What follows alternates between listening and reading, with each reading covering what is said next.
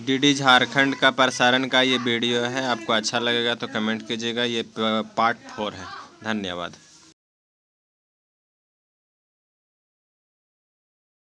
Hello friends, आज हम रासायनिक अभिक्रियाएं एवं समीकरण का तीसरा भाग करेंगे। तो चलिए जानते हैं कि इस वीडियो में हम क्या क्या जानने वाले हैं। इस वीडियो में सबसे पहले हम संतुलन की बात करेंगे कि एक रासायनिक समीकरण को किस तरीके से संतुलित किया जा सकता है। उसके बाद हम बात करेंगे रासायनिक अभिक्रियाओं के प्रकार के बारे में। संतुलन के बारे में आपने पिछली वीडियो में भी जाना था। इस वीडियो में हम संतुलन के लिए एक और उदाहरण लेंगे ताकि संतुलन को और अच्छे से समझ सकें। तो चलिए उदाहरण लेते हैं लोहे की जल के साथ प्रतिक्रिया का। लोहा यानी कि फेरस जब जल के साथ अभिक्रिया करता है तो लोहे का ऑक्साइड बनाता है, जिसका सूत्र होता है Fe3O4। इसके साथ साथ हमें हाइड्रोजन गैस भी मिलती है। तो चलिए हम इसी समीकरण को संतुलित करेंगे। जैसा कि हम जानते हैं कि हम तत्वों के रासायनिक सूत्रों को नहीं बदल सकते, तो सबसे पहले हम क्या करेंगे कि हम प्रत्येक सूत्र के चारों ओर एक बॉक्स बना लेंगे। इससे फायदा क्या होगा कि हमें याद रहेगा कि इन बॉक्स के अंदर कोई भी बदलाव नहीं किया जा सकता, तो गलती होने की संभावना कम हो जाती है। चलिए इसके बाद हम सबसे पहले क्या करेंगे कि हम असंतुलित समीकरण में उपस्थित विभिन्न तत्वों के परमाणु की संख्या की एक सूची बनाएंगे। जैसा कि आप देख सकते हैं, बाईं तरफ जो फेरस यानी कि लोहा है उसका एक अणु है, हाइड्रोजन के दो अणु हैं और ऑक्सीजन का एक अणु है। वहीं दाईं तरफ की बात करें तो फेरस के तीन अणु हैं, ऑक्सीजन के चार अणु हैं और हाइड्रोजन के दो अणु हैं। चलिए अब हम क्या करेंगे कि सुविधा के लिए हम सबसे अधिक परमाणु वाले यौगिक को सबसे पहले संतुलित करेंगे। तो इस समीकरण में सबसे ज्यादा अणु वाला यौगिक है कौन सा? अगर हम ध्यान दें तो हम देख सकते हैं कि यहाँ पर ऑक्सीजन के चार अणु हैं, जो इस पूरे समीकरण में सबसे ज्यादा हैं। तो हम सुविधा के लिए सबसे पहले ऑक्सीजन को ही संतुलित करेंगे। समीकरण में देखें तो यहाँ सारणी में हम देखेंगे कि बाईं तरफ ऑक्सीजन का एक अणु है, वहीं दाईं तरफ ऑक्सीजन के चार अणु हैं। तो बाईं तरफ वाले तत्व को अगर हम 4 से गुना कर दें तो ऑक्सीजन दोनों तरफ संतुलित हो जाएगा। इसके लिए हम ऑक्सीजन को 4 से गुना करेंगे। जब हम ऑक्सीजन को 4 से गुना करेंगे तो यहाँ पर ध्यान दीजिए कि हाइड्रोजन भी है। ऑक्सीजन तो 4 हो जाएगा, परंतु हाइड्रोजन पहले से 2 है, वो भी 4 से गुना होगा और इससे जो हाइड्रोजन है वो 2 की जगह 8 हो जाएगा। अब ऑक्सीजन तो संतुलित हो गया, अब हमें संतुलित करना है फेरस को और हाइड्रोजन को, क्योंकि ये अभी भी संतुलित नहीं हुए हैं। तो सबसे पहले चलिए हम फेरस को संतुलित कर लेते हैं। यहाँ आप देखेंगे कि बाईं तरफ फेरस का एक अणु है और दाईं तरफ फेरस के तीन अणु हैं। तो अगर हम बाईं तरफ वाले फेरस को 3 से गुना कर दें तो वो संतुलित हो जाएगा। चलिए इसके लिए हम जो बाईं तरफ वाले समीकरण है उसमें फेरस को 3 से गुना करेंगे। इससे जो नई सारणी बनेगी वहां पर फेरस और ऑक्सीजन दोनों ही संतुलित हो चुके हैं।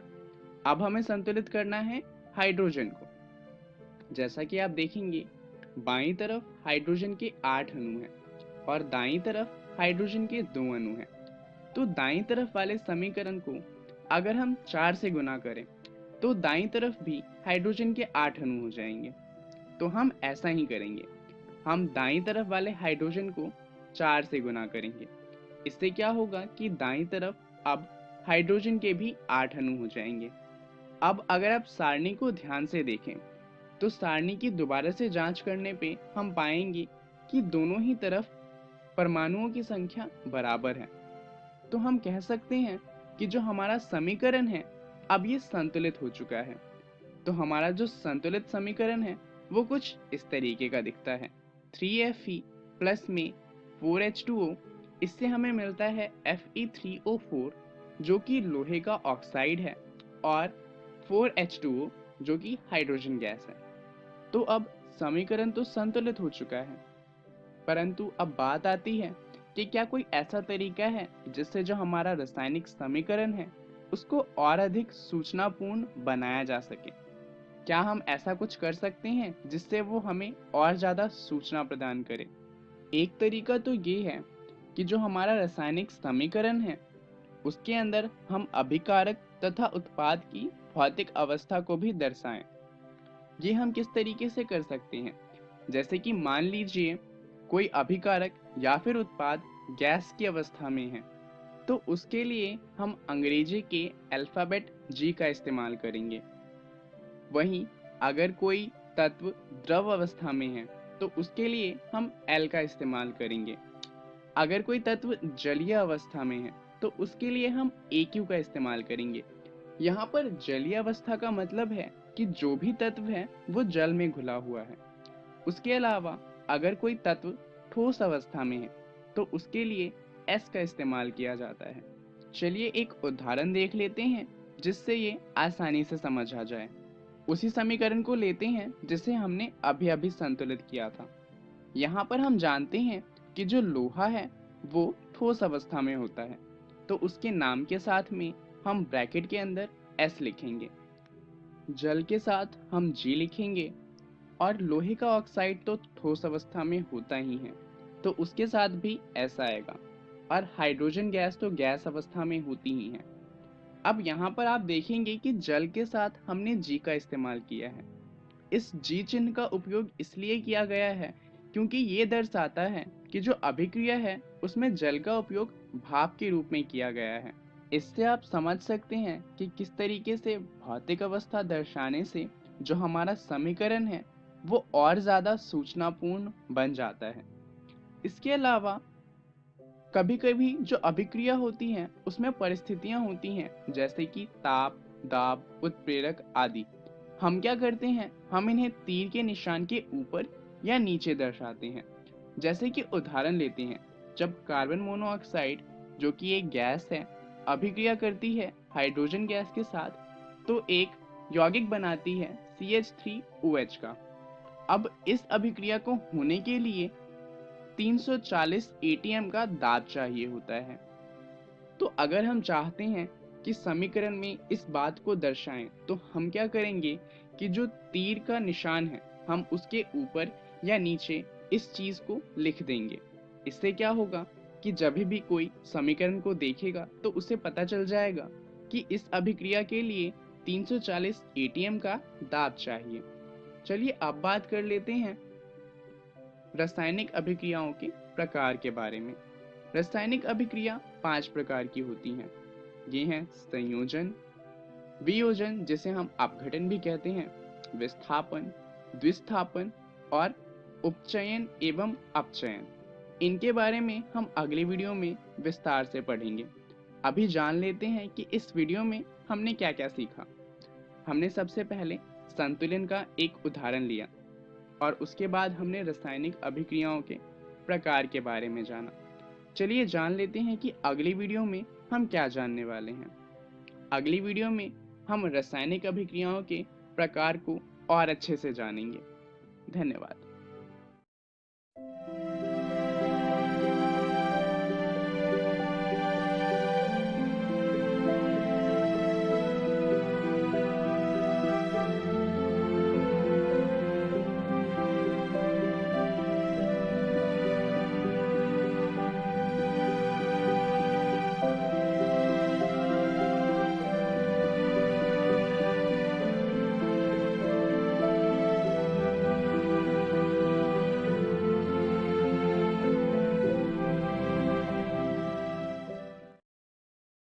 नमस्कार दोस्तों, आज हम रासायनिक अभिक्रियाएं एवं समीकरण का चौथा भाग करेंगे।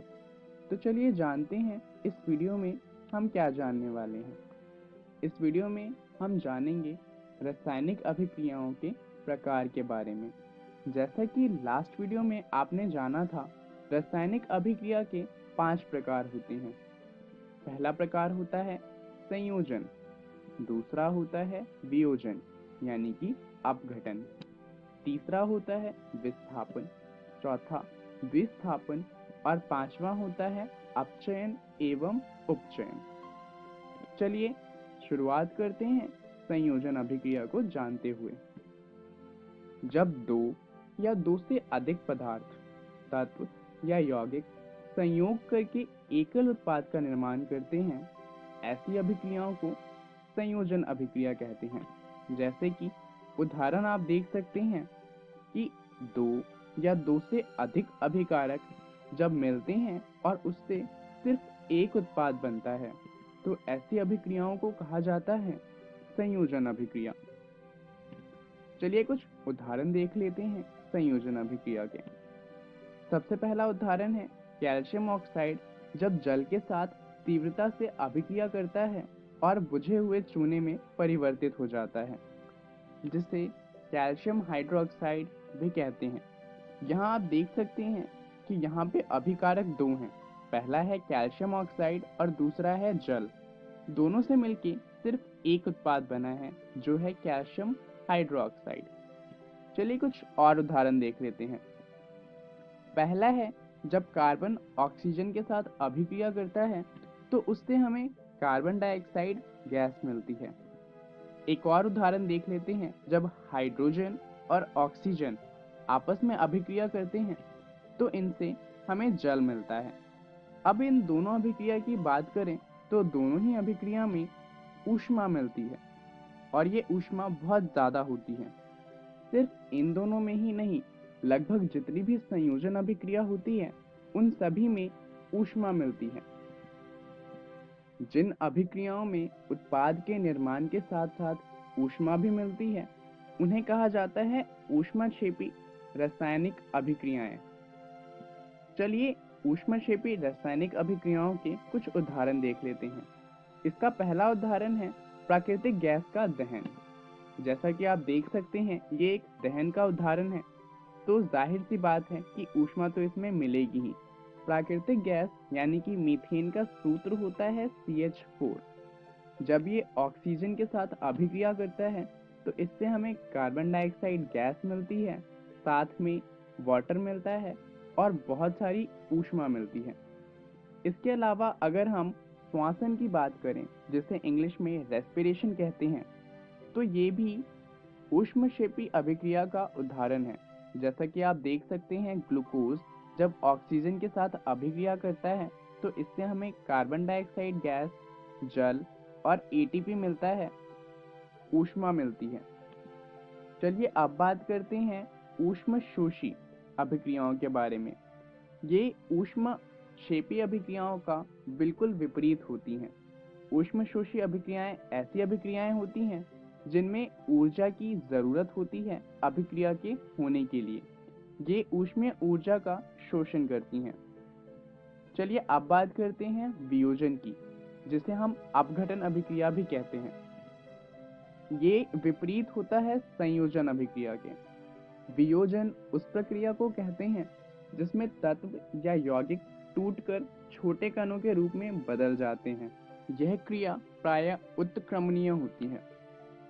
जैसा कि हमने जाना कि इसमें एक ही अभिकारक होता है जो टूटकर एक से अधिक उत्पाद में बदल जाता है।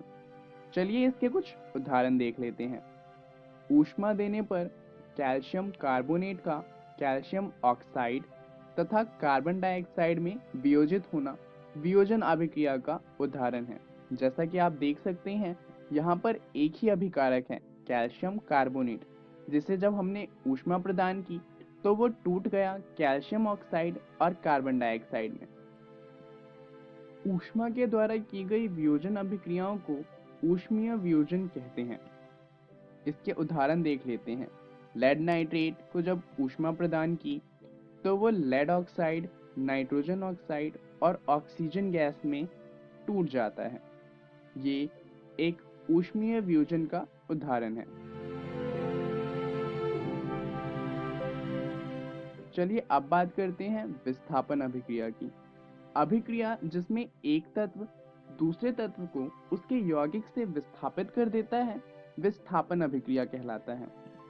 इसका मतलब क्या हुआ? मान लीजिए कि एक तत्व था A और एक यौगिक था BC। अब अभिक्रिया के बाद क्या होगा कि जो तत्व A है वो BC में से B को उसके यौगिक से अलग कर देगा और खुद C के साथ अपना यौगिक बना लेगा। अब यहाँ पर A B को उसके यौगिक से अलग कर सकता है या नहीं कर सकता, ये इस बात पे निर्भर करता है कि A की अभिक्रियाशीलता कितनी है। एक विस्थापन अभिक्रिया में केवल अधिक अभिक्रियाशीलता वाले तत्व ही कम अभिक्रियाशीलता वाले तत्वों को प्रतिस्थापित कर सकते हैं। आपको 9वीं कक्षा का रिएक्टिविटी सीरीज तो याद ही होगा। यहाँ पर इसी रिएक्टिविटी सीरीज का इस्तेमाल किया जाता है पता लगाने के लिए कि विस्थापन अभिक्रिया होगी या नहीं होगी। चलिए विस्थापन का एक उदाहरण देख लेते हैं। जिंक कॉपर की अपेक्षा अधिक अभिक्रियाशील है, ये तो आप जानते ही हैं। तो जब जिंक कॉपर सल्फेट के साथ अभिक्रिया करता है तो कॉपर को सल्फेट से अलग कर देता है और खुद जिंक सल्फेट बनाता है। यहाँ पर आप देख सकते हैं कि जिंक ने कॉपर को सल्फेट से अलग कर दिया है। चलिए अब बात करते हैं द्विस्थापन अभिक्रिया की। वे अभिक्रियाएं जिनमें अभिकारकों के बीच आयनों का आदान प्रदान होता है उन्हें द्विस्थापन अभिक्रिया कहते हैं। जैसा कि आप देख सकते हैं यहाँ पे पहला यौगिक है AB और दूसरा यौगिक है CD। अभिक्रिया के बाद जो दो नए यौगिक बने वो हैं CB और AD। ये द्विस्थापन अभिक्रिया का उदाहरण है। चलिए अब बात करते हैं उपचयन की। अभिक्रिया के समय जब पदार्थ में ऑक्सीजन की वृद्धि होती है तो कहा जाता है कि उसका उपचयन हुआ है। इलेक्ट्रॉन की हानि भी उपचयन कहलाती है। चलिए उपचयन का एक उदाहरण देख लेते हैं। कॉपर चूर्ण की सतह पर कॉपर ऑक्साइड की काली परत का चढ़ जाना उपचयन का एक उदाहरण है। यहाँ पर कॉपर ऑक्साइड कॉपर में ऑक्सीजन के योग से बना है। जैसा कि आप देख सकते हैं कॉपर जब ऑक्सीजन के साथ अभिक्रिया करता है तो कॉपर ऑक्साइड में परिवर्तित हो जाता है। चलिए अब अपचयन की बात करते हैं। ये उपचयन का उल्टा होता है। जब अभिक्रिया में किसी पदार्थ में ऑक्सीजन का ह्रास होता है तो कहा जाता है कि उसका अपचयन हुआ है और इलेक्ट्रॉन की वृद्धि भी कहलाती है कि अपचयन हुआ है। चलिए अपचयन का एक उदाहरण देख लेते हैं। जब गर्म कॉपर ऑक्साइड के ऊपर हाइड्रोजन गैस प्रवाहित की जाती है तो वो काले रंग के कॉपर से भूरे रंग के कॉपर में परिवर्तित हो जाता है। ये अपचयन का एक उदाहरण है। तो चलिए जानते हैं कि इस वीडियो में हमने क्या क्या सीखा। हमने रासायनिक अभिक्रियाओं के प्रकार के बारे में जाना। चलिए देखते हैं कि अगली वीडियो में हम क्या जानने वाले हैं। इसके बाद जो वीडियो आएगी उसमें हम रेडॉक्स अभिक्रिया के बारे में जानेंगे। धन्यवाद।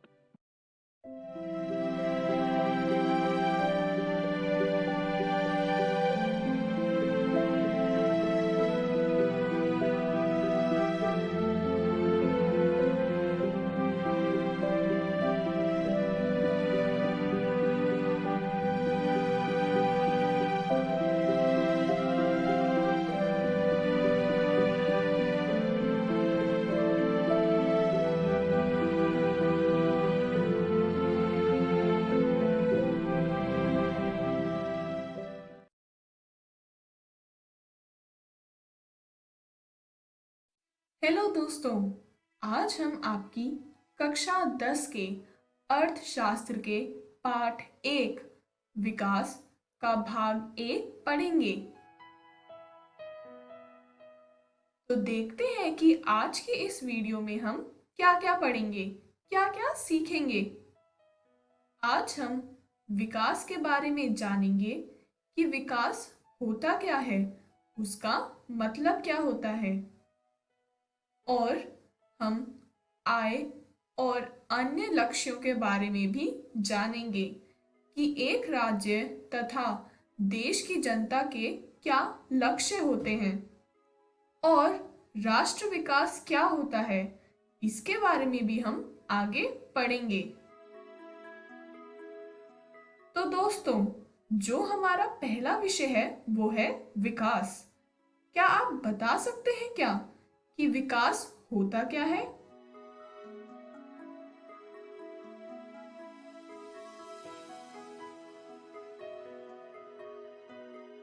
विकास का अर्थ है डेवलपमेंट, मतलब संसाधनों की उपलब्धता एवं कुशलता में वृद्धि के द्वारा प्राप्त बढ़ता हुआ उत्पादन। दोस्तों, जब संसाधनों की उपलब्धता होती है, मतलब जब रिसोर्सेस सही मात्रा में अवेलेबल होते हैं तथा कुशलता में वृद्धि आए, मतलब एफिशिएंसी इंक्रीज हो, तो उससे एक राज्य तथा एक देश की उत्पादन में बढ़ाव देखा जा सकता है। विकास दर बढ़ने से एक देश की आर्थिक स्थिति भी सुधर जाती है।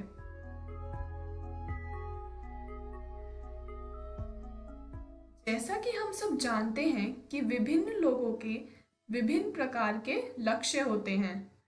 हर व्यक्ति के लिए विकास का उनका एक अलग मतलब होता है। अलग अलग व्यक्ति के लिए विकास के लक्ष्य भी अलग होते हैं। ऐसा जरूरी नहीं कि अगर एक व्यक्ति के लिए जो विकास है वह दूसरे व्यक्ति के लिए भी विकास हो। जैसा कि आप इस टेबल में देख सकते हैं कि अलग अलग व्यक्तियों के विकास के लक्ष्य भी अलग हैं। जैसे भूमिहीन ग्रामीण मजदूर के लिए अधिक मजदूरी तथा अधिक दिन का काम ही उसके लिए विकास के लक्ष्य हैं। समृद्ध किसान के लिए अधिक आय ही उसके विकास का लक्ष्य है। इसी तरह शहरी बेरोजगार युवा के लिए रोजगार ही उसके विकास का लक्ष्य है। आदिवासियों के लिए शिक्षा, बढ़ती सामाजिक आर्थिक स्थिति, समानता, यही सब विकास के लक्ष्य होते हैं। दोस्तों, हर व्यक्ति अपने निजी स्वार्थ तथा अपने आसपास के लोगों को देखकर ही अपने विकास के लक्ष्य को निर्धारित करता है। अगला विषय है आय। आय यानी कि इनकम। इसके बारे में आप सभी ने तो जरूर सुना होगा। आय धन है जो किसी व्यक्ति या व्यवसाय को एक सेवा प्रदान करने से या पूंजी निवेश के माध्यम से प्राप्त होती है। आज के समय में एक व्यक्ति केवल आय से ही अपनी जीवन शैली नहीं चला सकता। उसको इसके साथ साथ आय सुरक्षा और बराबरी का व्यवहार भी मिलना जरूरी है।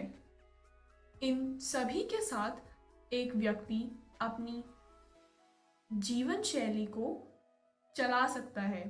लोगों का ये मानना है कि खाली पैसा कमाने से अपना जीवन नहीं जिया जा सकता। पैसे के साथ साथ एक व्यक्ति के पास इज्जत होना भी बहुत जरूरी है। ऐसा भी होता है कि जब कुछ कंपनीज ऐसी होती हैं जो लोगों को कम आय देती हैं, लेकिन वह लोगों को रेगुलर एम्प्लॉयमेंट मतलब नियमित रोजगार देके उन्हें सुरक्षा प्रदान करती है, जिससे एक व्यक्ति के मन में सुरक्षा तथा संतुष्टि बनी रहती है। दोस्तों, अभी तक जितना भी हमने पढ़ा है वो सभी व्यक्तियों से जुड़ा हुआ विकास है। अगला विषय है राष्ट्रीय विकास। राष्ट्रीय विकास से तात्पर्य है किसी राष्ट्र की अपने नागरिकों के जीवन स्तर में सुधार करने की क्षमता। जिस देश में राष्ट्र विकास अधिक होता है उस देश में वृद्धि भी अधिक होती है। राष्ट्र के लोगों का जीवन स्तर प्रति व्यक्ति आय, सकल घरेलू उत्पाद तथा साक्षरता स्तर आदि जैसे तत्वों पर आधारित रहता है। जीवन स्तर में वृद्धि इन्हीं सभी फैक्टर्स के द्वारा आती है। तो चलिए दोस्तों, देखते हैं कि प्रति व्यक्ति आय का मतलब क्या होता है। प्रति व्यक्ति आय किसी निश्चित क्षेत्र तथा देश में रहने वाले कुल जनसंख्या में प्रत्येक व्यक्ति की प्रत्येक वर्ष की औसत आमदनी होती है। औसत आमदनी का अर्थ है मीन इनकम, जो एक व्यक्ति कमाता है, तथा सकल घरेलू आय का अर्थ है वे सभी चीजें मतलब वस्तुएं और सेवाएं जो देश के अंदर डोमेस्टिकली उत्पादित की जाती हैं, उनका आर्थिक मूल्य सकल घरेलू उत्पाद कहलाता है। साक्षरता दर का अर्थ है जनसंख्या का कुल प्रतिशत जो पढ़ और लिख सकता है।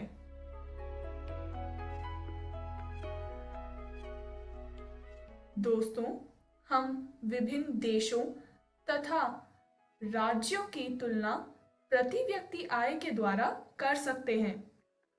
मतलब जिस देश की प्रति व्यक्ति आय अधिक होगी उस देश में विकास अधिक होगा। इसी तरह जिस देश में प्रति व्यक्ति आय कम होगी उस देश में विकास कम होगा। तो दोस्तों, आज हमने क्या सीखा?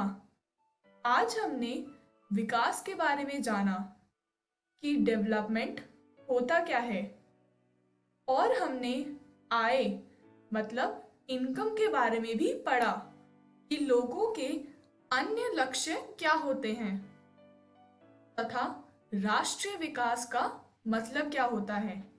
इसके बारे में भी हमने इस वीडियो में जाना। अब आप सब भी अपनी अर्थशास्त्र की NCERT की बुक आर्थिक विकास की समझ से इस टॉपिक को दोबारा जरूर पढ़ें और समझें भी।